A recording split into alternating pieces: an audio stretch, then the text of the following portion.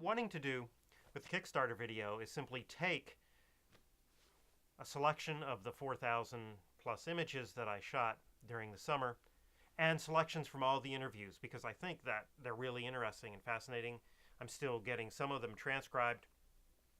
They occurred in 4 or 5 languages, and put this together into a book, a photo book. Thinking is a book sort of like this. Small photographs, but with text, portraits, and the landscapes and cityscapes of this place. And I'm hoping to do a smaller, we'll do a smaller version that will be paperback, just a catalog of the exhibit as a benefit for those who can't contribute as much. Last summer I spent 7 weeks in the Baltics, Lithuania, Latvia, and Estonia, photographing and doing interviews of something I think is really cool. Remembering 1989.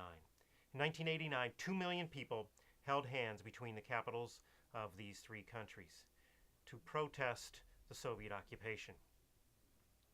They were also doing this on the same day that the Germans and Soviets had signed a pact to separate Europe into their spheres of influence.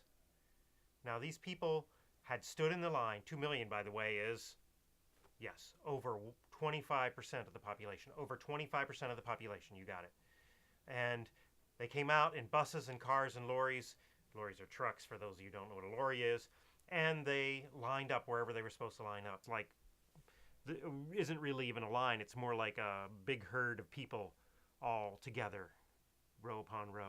But they talked about it being electric. Or one woman talked about, I went out with my 2 little children. I was 22 years old. My husband had left me. I didn't have any hope. In fact, to even have hope of hope at that time was impossible. The feeling was electric.